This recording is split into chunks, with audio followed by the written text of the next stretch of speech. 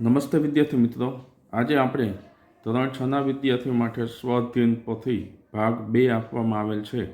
એમાં સંસ્કૃત વિષયના પાઠ જોવાના છે,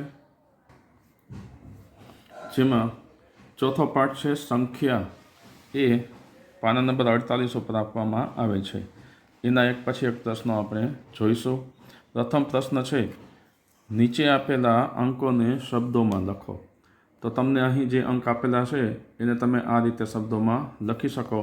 જેમ કે ઉદાહરણ આપેલ છે 1 ઉપરથી એકમ, તો 4 એને ચત્વારી, 8 એને અષ્ટ, ત્રીજું છે 10 એને દસ, પછી 6 એટલે કે ષટ, 9 એટલે કે નવ, 11 એકાદશ, 12 દ્વાદશ, 7 સપ્ત, 5 પંચ, 6 ત્રિણી. બીજો પ્રશ્ન આપેલ છે, નીચે આપેલી સંખ્યાને તમારે અંકમાં લખવાના છે. તો ચત્વારી તો એને તમે આ રીતે 4, ષટ એને તમે આ રીતે 6 લખશો, અષ્ટ એને આ રીતે લખવાના છે, દ્વાદશ આ રીતે અંકમાં લખાય, 10 એને આ રીતે અંકમાં લખવાના છે, 9 આ રીતે અંકમાં, ત્રિણી, પંચ, એકાદશ ને દ્વે.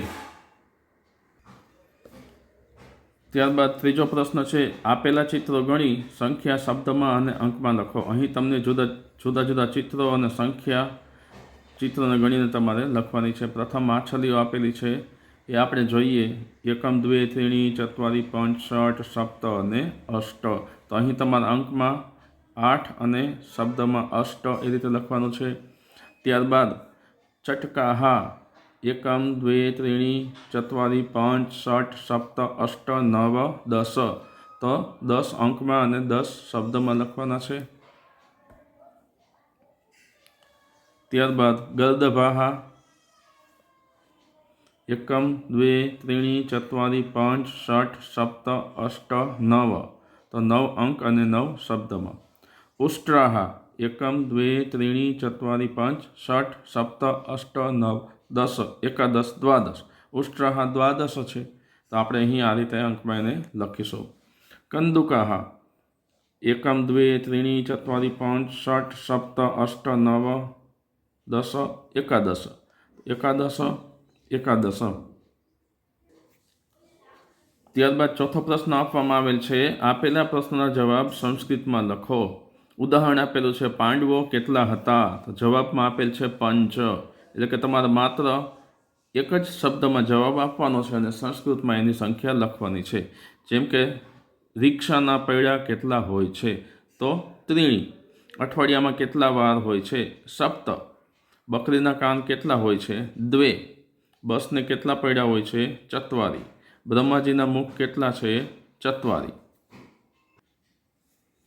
ત્યારબાદ પાંચમો પ્રશ્ન આપેલ છે, નીચેના શબ્દ ચોરસમાંથી સંખ્યા શોધીને તેને ફરતે લીટી કરો. અહીં તમને શબ્દ ચોરસ આપેલો છે અને તમારે એને એક ઉદાહરણ પણ આપેલું છે કે આ રીતે દ્વાદશ આપણે શોધ્યા છે. એ રીતે 9, 10, ચત્વારી, એકમ, અષ્ટ, ષટ, એકાદશ, દ્વે, દ્વાદશ તો આપેલ જ છે. ત્રીણી અને સપ્ત શોધવાના છે.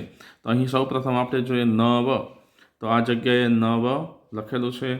ત્યારબાદ 10, તો 10 છે એ આ જગ્યાએ છે. ચત્વારી, ચત્વારી છે એ આ જગ્યાએ આપેલ છે. એકમ, એકમ અહીં છે. અષ્ટ, અષ્ટ તમને આ જગ્યાએ જોવા મળે છે. એકાદશ, એકાદશ આ જગ્યાએ છે. દ્વે છે આ ખૂણામાં છે. દ્વાદશ તો આપેલું છે. ત્રીણી, ત્રીણી આ જગ્યાએ તમે જોઈ શકો છો. અને સપ્ત, સપ્ત છે એ તમે આ જગ્યાએ જોઈ શકો છો. તો વિદ્યાર્થી મિત્રો, આ રીતે આપણે આ એકમ છે એ પૂર્ણ અહીં કરેલ છે.